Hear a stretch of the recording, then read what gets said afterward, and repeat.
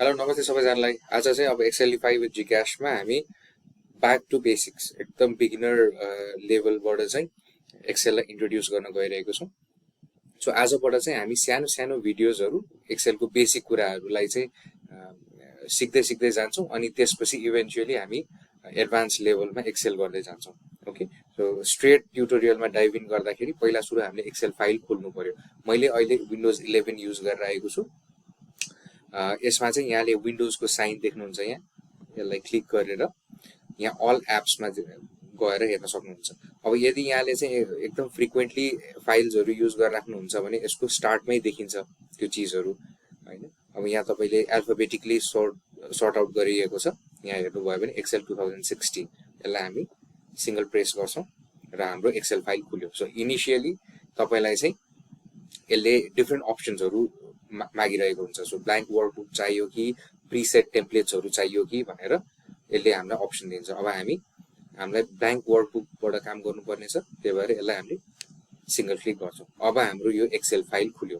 Excel file खुल्ने बित्तिकै by default यसको नाम चाहिँ यहाँ माथि हेर्नुभयो भने बुक 1 भनेर डिस्प्ले भइरहेको देख्नुहुन्छ। ओके, सो यस्तै गरी तपाईले यो एक्सेल फाइललाई सेभ गर्नु भएन र अर्को एउटा एक्सेल फाइल पनि सेभ ओपन गर्नुभयो भने अटोमेटिकली त्यो बुक 2 भनेर आएको देख्नुहुन्छ। सो यहाँ चाहिँ यो भनेको चाहिँ हाम्रो इनिशियल स्टार्टिङ फेज भयो, स्टार्टिङ प्रोसेस। ओके, सो अब यो एक्सेल फाइल खोल्ने बित्तिकै यहाँले के देख्न सक्नुहुन्छ भन्दाखेरि एउटा ब्ल्याङ्क स्क्रिन देख्न सक्नुहुन्छ। यहाँ माथिपट्टि डिफरेन्ट अप्सन्सहरू देख्न सक्नुहुन्छ। अब यो ब्ल्याङ्क स्क्रिनमा चाहिँ सानो सानो यस्तो बक्सहरू भएको देख्न सक्नुहुन्छ।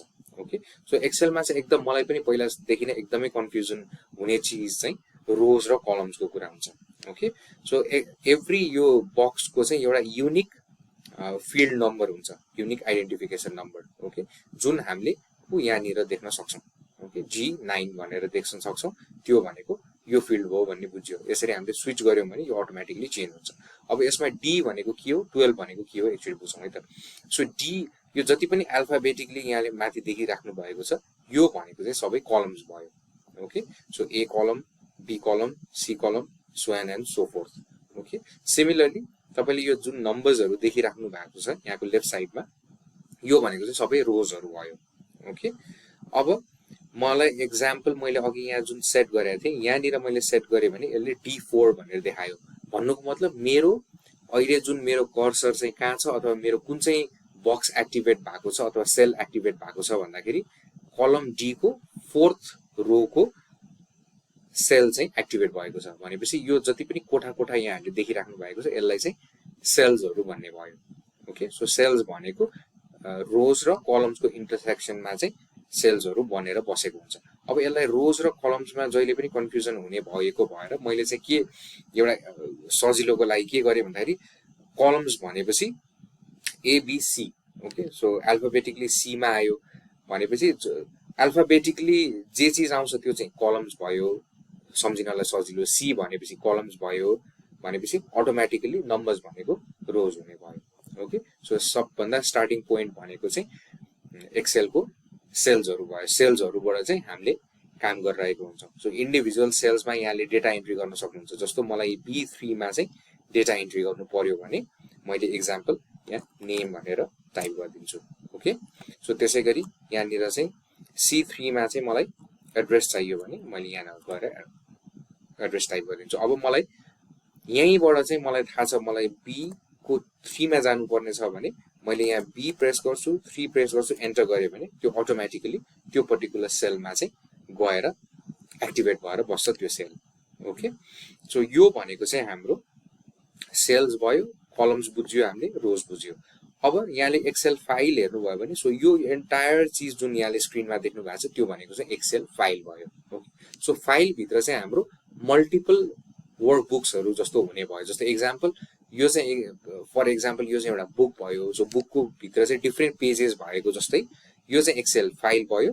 फाइलको भित्र हामीसँग डिफरेन्ट शीट छ। सो यहाँ बाइ डिफल्ट यहाँले देखिराख्नु भएको छ शीट 1 भनेर डिस्प्ले भइरहेको छ र यहाँनिर हेर्नुभयो भने यहाँले प्लस साइन देख्नुहुन्छ त्यो भनेको चाहिँ नयाँ शीट एड गर्न सकियो। भनेपछि कुनै पनि एउटा किताबको चाहिँ नयाँ एउटा पान्ना चाहिँ हामीले पल्टायौँ अथवा यो केसमा हामीले पान्ना खोल्यौँ। ओके, सो यसरी यहाँले जतिवटा पनि शीटहरू एड गर्दै जान मिल्छ। अब यो शीट्सहरूलाई चाहिँ रिनेम पनि गर्न सकियो। यहाँले चाहिँ यसलाई रिनेम गर्नको लागि कुनै पनि एउटा पर्टिकुलर शीटमा जान्छौँ हामी, त्यसलाई राइट क्लिक गर्छौँ र यहाँले रिनेम भन्ने अप्सन देख्नुहुन्छ। ओके, सो त्यो अलिकति लामो प्रोसेस भयो, अलिकति चाँडो गर्नलाई त्यो शीटमा मैले डबल क्लिक गरिदिन्छु, यो अटो एक्टिभेट हुन्छ र मैले यसलाई चाहिँ रिनेम गरिदिन्छु। ल फर एक्जाम्पल यसलाई नेम भनेर रिनेम गरेँ, एन्टर प्रेस गर्दै त्यो शीट चाहिँ रिनेम भयो। ओके, सो शीट 2 लाई सिमिलरली डबल क्लिक गरेँ, एड्रेस टाइप गरेँ, एन्टर प्रेस गरेँ, त्यो शीटको नाम एड्रेस भयो। मलाई यो शीट 3 चाहिएन भनेपछि शीट 3 मा जान्छु, फेरि राइट क्लिक गर्छु, यहाँले हेर्नुभयो भने डिलिट भन्ने अप्सन छ, मैले डिलिट गरिदिन्छु। ओके, सो अब शीट 4 भन्दा मलाई एक स्टेप अगाडि चाहिँ अर्को कुनै एउटा शीट चाहिएको छ भने, अथवा यहाँलाई इजीको लागि म यहाँ देखाइदिन्छु, एड्रेस भन्दा एड्रेस र नेमको बिचमा मलाई एउटा शीट चाहियो भने राइट क्लिक गर्छु, इन्सर्ट गर्यो भने यहाँ उसले अप्सन सोध्छ वर्कशीट अट्याच गर्ने, यस गर्यो, ओके गर्यो भने यहाँनिर नेम र एड्रेसको बिचमा शीट अट्याच भयो, शीट एड भयो। अब यसलाई चाहिँ मैले कन्ट्री भनेर नाम दिन्छु र यसलाई एन्टर प्रेस गरिदिन्छु। ओके, सो यहाँले अघि याद गर्नुभयो भने मसँग नेम, कन्ट्री, एड्रेस भयो, शीट 4 र 5 छ। अब मैले जुन नयाँ डिफल्ट शीट एड गर्ने बित्तिकै सो यसले अटोमेटिकली नम्बरिङहरू आफै लिँदै जान्छ। ओके, सो मलाई अहिलेको लागि यो शीट र यो शीट चाहिएन, यसलाई प्रेस गर्छु, राइट क्लिक गर्छु, डिलिट गरिदिन्छु, प्रेस गर्छु, डिलिट गरिदिन्छु। ओके, सो अहिलेसम्म हामीले के बुझ्यौँ, सेल्सको कुरा बुझ्यौँ, कलम्सको कुरा बुझ्यौँ, रोजको कुरा बुझ्यौँ र शीट्सहरूको कुरा बुझ्यौँ, जुन चाहिँ एकदमै युजफुल हुन्छ। सो यो यहाँले चाहिँ एउटै एक्सेल फाइलमा चाहिँ मल्टिपल डेटा सेटलाई चाहिँ डिफ्रेन्ट शीट्समा चाहिँ रिप्रेजेन्ट गरेर राख्न सक्नुहुन्छ।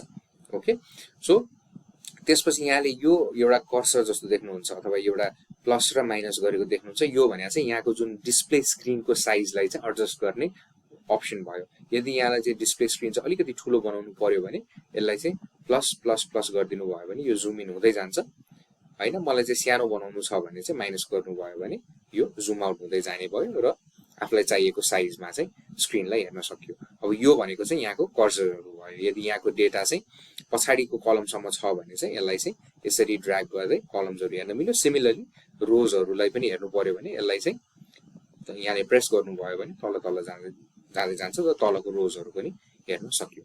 ओके, सो अब यति सिकिसकेपछि एउटा चाहिँ अब एक्सेलको फाइललाई हामीले सेभ गर्नु पर्यो। ओके, सो सेभ गर्ने अप्सन भनेको यसमा मल्टिपल अप्सन छ। एउटा यहाँले टप लेफ्ट स्क्रिनमा हेर्नुभयो भने एउटा फ्लपी डिस्कको, फ्लपी डिस्क भनेको पहिलाको स्टोरेज एउटा डिभाइस हुन्थ्यो, त्यसको एउटा साइन देख्नुहुन्छ।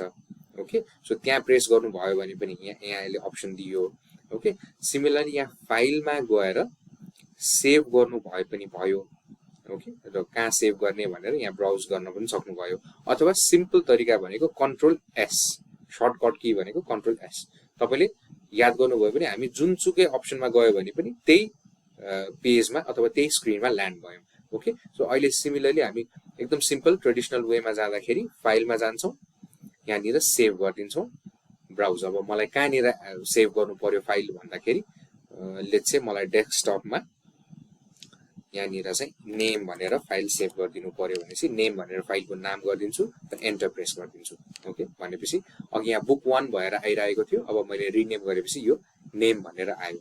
सो आजको यो ट्युटोरियलमा हामीले के सिक्यौँ भन्दाखेरि सेल्सको कुरा बुझ्यौँ, कलम्सको कुरा बुझ्यौँ, रोजको कुरा बुझ्यौँ, शीट्सहरूको एडिसनहरूको बारेमा बुझ्यौँ, शीटहरू रिनेम गर्ने कुरा र शीट्सहरू डिलिट गर्नुपर्ने कुराहरू बुझ्यौँ, र कुनै पनि फाइललाई हामीले कसरी सेभ गर्छौँ भन्ने कुरा बुझ्यौँ।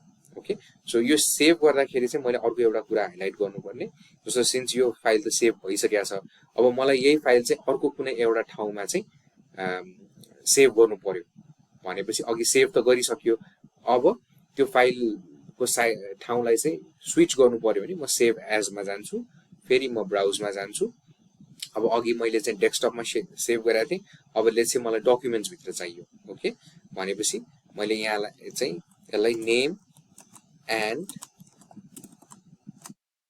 एड्रेस भनेर यहाँ सेभ प्रेस गर्यो भने सो त्यो फाइल चाहिँ मेरो अघिको मेरो डेस्कटपमा सेभ भएको थियो, अब अहिले चाहिँ डकुमेन्ट्स भित्र नेम एन्ड एड्रेस भन्ने फाइल नाममा चाहिँ यो गएर सेभ भयो।